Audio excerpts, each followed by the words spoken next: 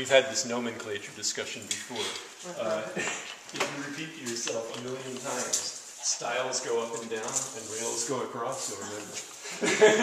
Right. 900,000 repetitions doesn't work. So now we're going for 30 and 7/16. Right, yeah. See, I can use one of these.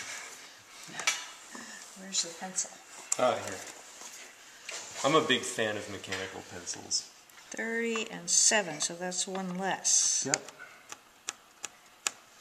And you subtracted what the width of the style was. Yeah, in this case. So, I mean, the easy way to do that is to gang these together. So you can just say, okay, the overall dimension minus this, right. you know. So in this case, it was 9/16. Now we need your little cross thing. Oh, right. Other way. The T. Yeah, there you go. This is cute. I love that tool. If I find that I'm somewhere and I don't have that thing, I have an anxiety attack. It always gives you a right angle. Yeah, and it's just... What else do you use it for? Well, I could talk about an hour about that. Does anybody else want to turn? Yeah. Okay. I want to try to make sure that's laying flat. Yeah. And I have to move it a little this way to be on the far side. These are slightly more critical, just because you're making 3 that are all alike, so you do want to try to get them You do what's slightly more critical. And the thing with these saws, too, is if they really cut on the push surface. So if you sort of establish your cut by pulling, and then, you know, just let the saw do the work when you're pushing through it. I've never been good with these. Establish it, pulling it back, or pushing it? Since now you're in there, so really it's the push stroke that's going to do all the work.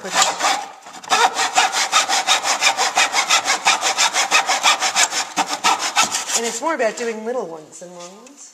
It's more about letting the saw just sort of, letting its own weight propel it through the wood. It's really not about muscle. Just let the teeth engage and let them just, they will do the work for you. So let's see if that one's long enough to... There you go. It's like it. Is there any reason why you wouldn't just cut all 3 at once? You could, yeah. And I probably would in a case like this. I didn't want to be too showy. Well, again, it's easy to take for granted. I would think it would be easy to, if you do all 3 at once, or even 2 at once, that it would it's like cutting a bunch of paper in a paper cutter. Yeah, well, the first ones go well, and then it sort of ensures you're not sure that what happens towards the end. All right, now here's a case where this is going to go in between things, and you kind of want it to be a fairly flat surface that you're screwing into, so I am going to cut the end off of that. This gets really rough. Can't you just measure from the other side? No, I'm just going to cut that much off.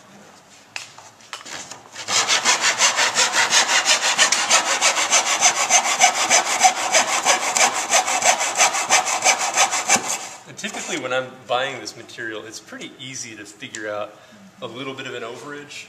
So, my pieces, if I had like 1 10-foot length would give me 2 styles, and 1 8-foot length would give me 3 rails. So it was easy to just grab off the rack and know that, like, I'd have these, little pieces shorter than this for waste, which makes awesome kindling, And so that a little bit of waste is par for the course, and generally you can keep it down pretty well.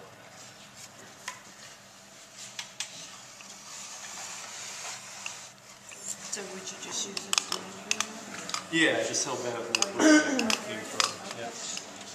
Okay. Good.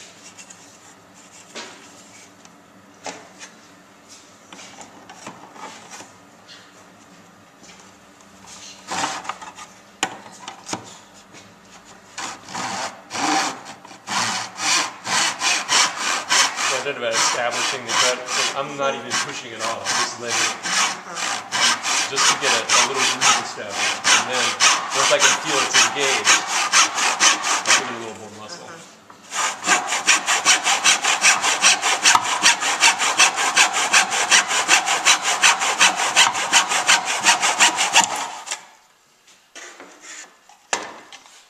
And these would be excellent for starting a fire in your wood Help yourself. I don't have a wood stove.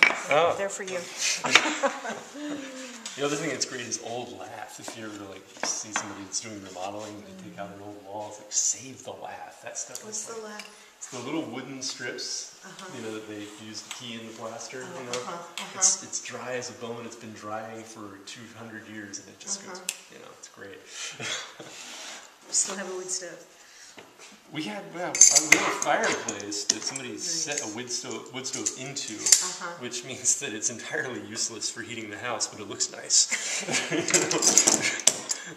So we bought 2 cords of wood when we first bought the house, which was in 2004, and then And you still have it? yeah, it's for ambience only. So this is made so that you can actually screw it down to a bench top, which is where these screws come from. But I didn't want to shoot a hole in mine like, in this particular table, so I just attached it to this and then clamped this to the table. But yeah, usually there's a good way to either screw it down to something, or you can screw it to a board and get a couple C-clamps or something like that, just so that it's not like moving around on you. You know, it makes it a lot easier. So having done that.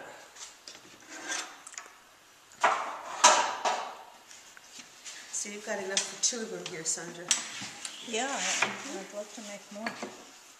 We may adjust. We may adjust. Yeah. Because it's not, as you can see, it's not a sophisticated process. It's not, Right. you know, if you have the math right, then you'll be fine. And the rest of it is all very straightforward. Which was kind of my goal, as I was saying to everybody else before you got here. It's like, I've got all this, it's okay. I've got all this stuff, none of which is necessary to do this. You know? Like, this is great for making kitchen cabinets, but to do this, you know, really basic tools are all that you need. So